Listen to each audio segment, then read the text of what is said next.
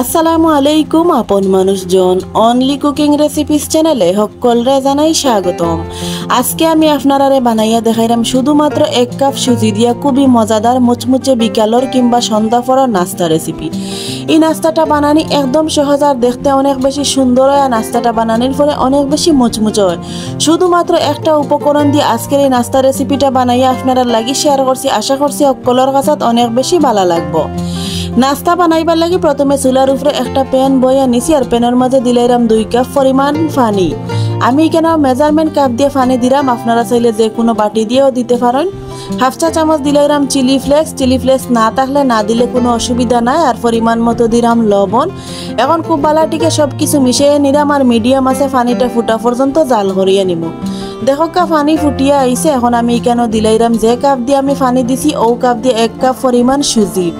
আমি আজকে সুজি দিয়া খুবই মজাদার সহজ এই নাস্তাটা বানাইয়া আপনারা লাগি শেয়ার করাম। যদি আপনারা বাসা বাড়িতে ইলাখান সুজি থাকে তাইলে আপনারাও ইলাখান কুড়মুড়ে মজাদার নাস্তাটা সহজে কিন্তু বানাইয়া নিতে পারেন। এই নাস্তা বানাইতে তেমন কোনো উপকরণ লাগে না, তেমন কোনো কষ্ট হয় না, আর তেমন কোনো সময়েরও কিন্তু অপচয় হয় না।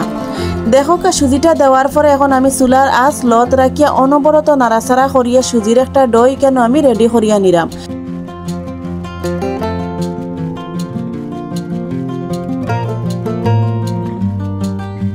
সুজিটারে অনবরত নাড়াচাড়া করিয়া কিন্তু ওলাখান একটা সুজির ডো আমি কেন রেডি করিয়া নিলাম। যদি ডোটা পারফেক্ট ভাবে রেডি হয় তাইলে নাস্তাটা একদম পারফেক্ট হইব, যেহেতু আমি কেন কোনো ধরনের বাড়তি মশলা বা উপকরণ ব্যবহার করলাম না। যদি আমার আজকের এই সহজ সুন্দর রেসিপিটা আপনাদের কাছে ভালো লাগে আমার চ্যানেলটারে সাবস্ক্রাইব করিয়া আমার পাশে থাকবা। আর যদি এই সুন্দর সহজ রেসিপিটা আপনার মোবাইলের সামনে যায় তাইলে আপনারা একটা লাইক দিয়া পুরো ভিডিওটা দেখবা। দেখো আমার এই ডোটা রেডি হয়ে গেছে। এখন একটা প্লেটের মাঝে আমি নামাইয়া নিলাম আর একটু সময়ের লাগি ঠান্ডা করতে দিলাম, যাতে খুব বেশি ঠান্ডা না হয়। যদি অতিরিক্ত ঠান্ডা হয়ে যায় তাইলে নাস্তাটা বানাইতে তেমন সুবিধাজনক হইতো না। দেখো আমার মোটামুটি ডোটা ঠান্ডা হয়ে গেছে। এখন আমি এখানে দিলাম 2 চা চামচ সয়াবিন তেল। সয়াবিন তেলের পরিবর্তে চাইলে আপনারা এখানে ঘিও দিতে পারেন। সয়াবিন তেল দেওয়ার পরে এখন খুব বালাটিকে হাত দিয়ে নাড়াচাড়া করিয়া আমি ডোটারে মিশাইয়া নিলাম। জেলাখান আমরা রুটি পরোটার ডোটারে মাখাইয়া নেই, ওলাখান একটু সময় নিয়ে ডোটারে মিশাইয়া নিতে হইব। তাইলে নাস্তাটা বানানোর পরে অনেক বেশি মুচমুচে আর সুন্দর হইবার, বানাইতেও খুব সুন্দর একটা নাস্তার শেপ হইব।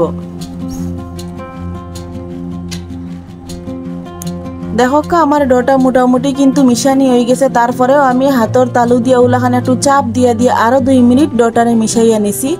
আর এই ডোটা মিশানির পরে দেখবা একদম নরম হয়ে গেছে আর অনেক বেশি সফট হয়েছে। দেখুন আমার ডোটা একদম পারফেক্ট ভাবে মিশানি হয়ে গেছে। হাতের মাঝে ওলাখান একটা আঠালো রাবারের মতো হয়েছে। এখন হাতের মাঝে সামান্য আমি তেল লাগাইয়া আমি নাস্তার শেপ দিলাইরাম। দেখো আমি কিলাখান নাস্তাগুলা বানাইরাম।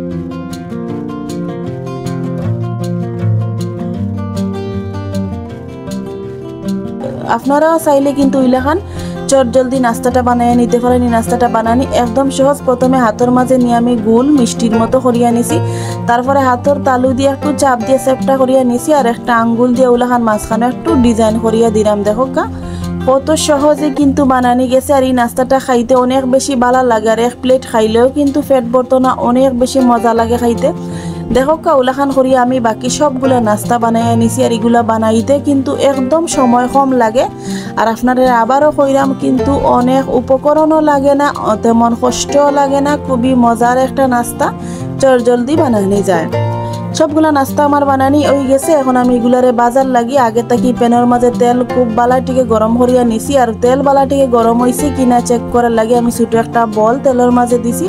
আর দেখো বলটা দেওয়ার পরে কিন্তু খুব তাড়াতাড়ি তেলের উপরে বাসিয়া উঠছে, এর মানে তেলটা পারফেক্ট ভাবে গরম হয়ে গেছে। এখন আমি একটা একটা করে নাস্তা তেলের মাঝে দিলাইরাম। আমি সবগুলা নাস্তাই তেলের মাঝে বাজিলিম, এর কারণে তেলের পরিমাণটা একটু বাড়াইয়া নিছি। প্রথমে হাই হিটে আমি তেল গরম করিয়া নিছি আর এখন মিডিয়াম আছে আমি নাস্তাগুলা বাজিলিমু, যেহেতু আমার তেল খুব বালাটিকে গরম করা আছে। এই নাস্তাগুলো আমি বাজিয়ে নিমু। আর দেখো 2-3 মিনিট পরে আমি নাস্তাগুলোর একটু নাড়াচাড়া করিয়া দিলাম। আর এগুলা কিন্তু তেলের মাঝে দেওয়ার পরে ভাঙতো না, ফাটতো না। দেখো আর অনেক বেশি সুন্দর লাগে আর অনেক বেশি ফুলে তেলে দেওয়ার পরে।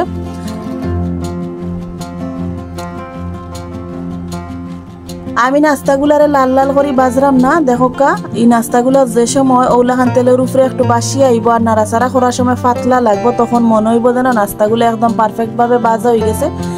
দেখো আমার নাস্তাগুলা বাজা হয়ে গেছে। এখন আমি তেল থেকে উঠাইয়া নিরাম আর সবগুলা নাস্তা একটা প্লেটে আমি আপনারা পরিবেশন করিয়া দেখাইলাম। দেখুন বাজার পরে নাস্তাগুলা কিন্তু আরো বেশি সুন্দর হয়ে গেছে আর অনেক বেশি লোভনীয় লাগে দেখতে, মাশাআল্লাহ।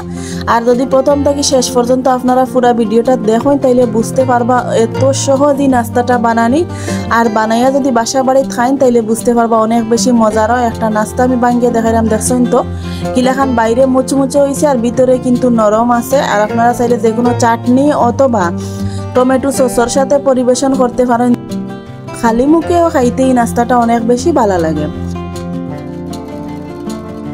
তো আজকের এই রেসিপিটা আপনার কাছে কিলাখান লাগছে কমেন্ট করি জানাইবা। সকল ভালো থাকবা, সুস্থ থাকবা সব সময়। আল্লাহ হাফিজ।